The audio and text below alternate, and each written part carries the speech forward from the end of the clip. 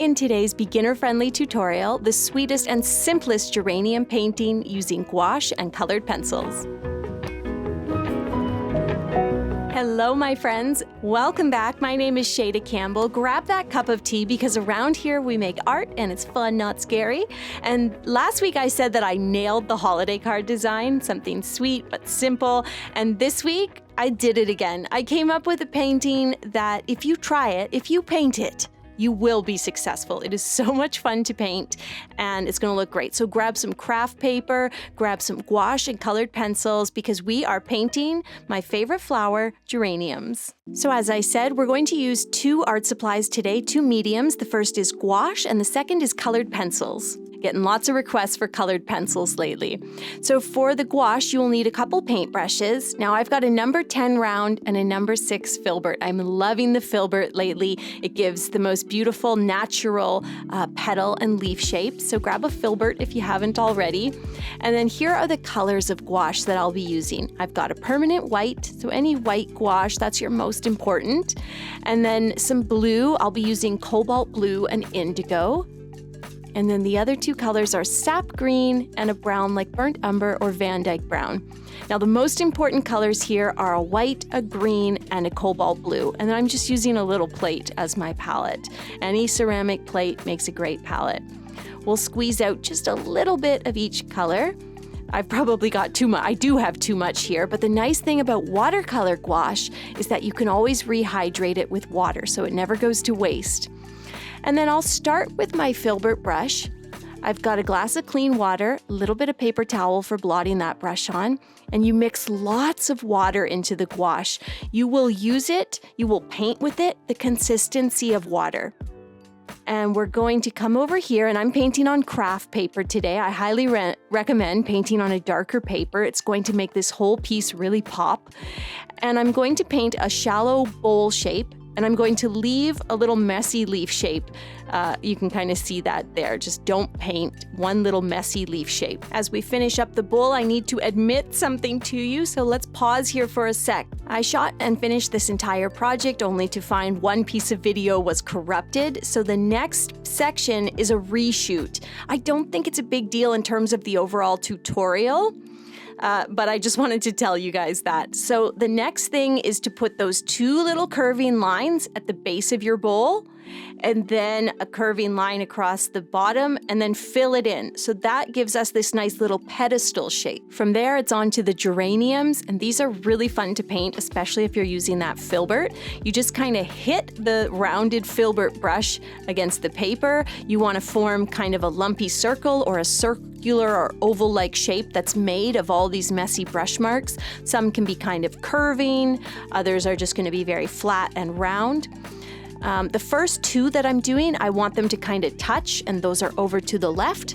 Then I'm going to do one messy blossom sort of sitting down here in the middle, and then one up on the right that's much higher than the others. So I'm going to do 4, but you could paint extra geraniums. You know, this piece really lends itself to just getting free and doing whatever you like to do. We'll allow all of that white stuff to dry now, and we're going to come over to our palette and mix a really natural green. So you've got Sap Green, and we're going to mix in a little bit of brown to give it that earthy note, and then I like to darken it slightly with a little bit of indigo. But if all you have is Sap Green, you can just use Sap Green, or you could mix in a little red. That also helps with that earthy kind of coloring. And then for some reason, I started with the leaf that goes over the bowl, but the bowl was still wet, so maybe don't start there. But we are going to continue using the filbert and just making these big natural leaf shapes. So a few brush marks, you kind of again are doing this lumpy circle. Some of them will be very flat and horizontal to make it appear that the leaves are on an angle. And you also want to work some thin curving stems in there as well. But basically what we are doing is just framing the geraniums with lots and lots of leaves. And if you want to add a little bit of extra indigo and darken things up slightly, that's great. They don't all have to be the same color. I've added a lot of water to the gouache for some of them so that the leaves around the perimeter have a bit of a more watery, messy look. And then one more simple trick to make this really look like a geranium is to take that green and just do a few little messy lines or teardrop shapes right at the base of some of those flowers, because they always have those little buds that kind of hang down. Okay, so that's where my reshoot ends, and we're back to my original, where I'm taking some really watery green and just making some messy leaves, and continuing the process of filling in, making sure all the flowers are really bordered nicely by the leaves, but also leaving some negative space in there as well. But yeah, so I'm sorry that it looks a little different. Yeah, I really loved the finished result that I got with this piece, so I didn't want to reshoot the whole thing, and also the light wasn't as good the next day. You can tell with this original footage, the lighting is much better, so yeah. I also decided I wanted one more geranium up really high, because geraniums always have that kind of random, like some of the blossoms will be way out there, way above the others. So I decided to put another stem going way up, did the little teardrop shaped buds, and then I will come in with the white and do another, lumpy circle. And you can leave a little bit of negative space. When working with watercolor and gouache, leaving those little bits of negative space is a great way to create detail. In this case, you're showing the difference between one petal and the next. And I also went back in with white and just added a few more brush hits. That layering is another way to create a bit of detail, but still keeping the process very loose and easy, and the final product abstracted. Let me grab my cup of tea. We'll rinse our brush. We'll take a moment and enjoy the process. It's nice to light a candle, have a drink going. These projects should be about that creative me time, not just about creating a nice finished product. And when I can really lean in to the process and take that time just for me, that's when I tend to do my best work. So have that sip of tea while we wait for everything to dry. Have that quiet moment.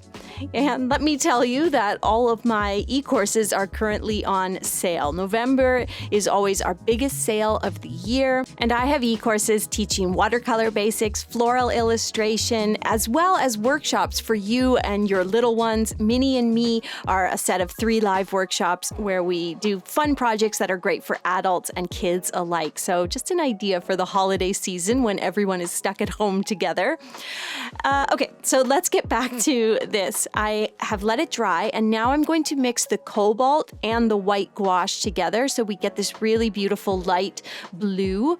And now I'm using the round brush because I'm going to do things like stripes and lines and detail, and I want that delicate fine tip that the round brush offers. So I put a line across the bottom and then did some semicircles. Then we're going to move up here, and I'm going to do 2 or 3 lumpy circles. We're painting so many lumpy circles today. That's pretty much every video, isn't it? Just paint a lumpy circle and make some messy shape, and it's a leaf. If you say it's a leaf, that's a Shayda Campbell tutorial summed up. I'm also going to put a few stripes across the top, and then another kind of set of like semicircles, but this time they're facing the other way, so it's more of just some curving lines. I used a really light blend of that blue to create some shadow across the bottom of the bowl on the pedestal. And that's pretty much it. Went over that line at the top again to make it a little bit darker. It was a bit light. That completes the gouache portion of this painting. We're gonna let that dry and sharpen those colored pencils, because the next step is gonna be to come in with some darker green and add some fun details, like messy, very whimsical, sketchy lines around the perimeter of some of the leaves. We could also use a light green to maybe add some veining lines on the dark leaves. Just have fun with this. I want to get really sketchy. For some reason, then I decided I really wanted to do the bowl. So I grabbed a cobalt blue, but it's a little bit darker. And again, messy, sketchy lines. Like, just think of doing these scribble flowers. I colored in some of the leaves. I went over the designs that I had created at the base and top of the bowl. We're just going for really free and messy here. And that is the more messy, the better. That's what's going to make this painting really sing. So get loose. Get free, the messier the better. I'm actually going to do a bit of scribble shading as well. And I think that looks really fun. Okay, back to the green. Grab that light green again, and we'll come in here and we'll do just a bit of lighter coloring, more scribbles basically on some of these leaves, help give them their geranium leaf shape. And I do like those messy bits that I've done with the darker green. I don't want to do that on every leaf. I think keeping them very different is key here. Like some have a darker green, some have the lighter green, some will have a full outline, some have a half outline. But here's the most important thing we're going to do with that dark green. We are going to color in around all of the leaves and stems. And you want to use a really dark green for this. Sorry, then I shook the camera because I was pressing so hard. But you're going to color in around all the leaves, creating some beautiful depth. I'm also going to add some of those little buds or go around some of the buds. You can see sometimes I do an outline and it's kind of offset from the leaf or bud that is there. And then look what happens when we just add some little X's or lines inside those geranium flowers with the greens. It gives so much depth, it adds such detail, and it's a really simple little trick. The final thing I'm going to do is sketch in a few messy leaf shapes that are not corresponding with any painted leaf. I think that just looks cool. And then we're done. We can sign our work if you like to do that kind of thing. I like to date it so I know when I made what. And there she is, pretty little geranium sketch, so messy, so cute. I'm in love with this. Sorry about the lost footage, the corrupted footage, but I think the full tutorial, works. And yeah, I apologize. Head to my website to get that 40% off. Use code Black Friday 2024, and I will see you soon with a new tutorial.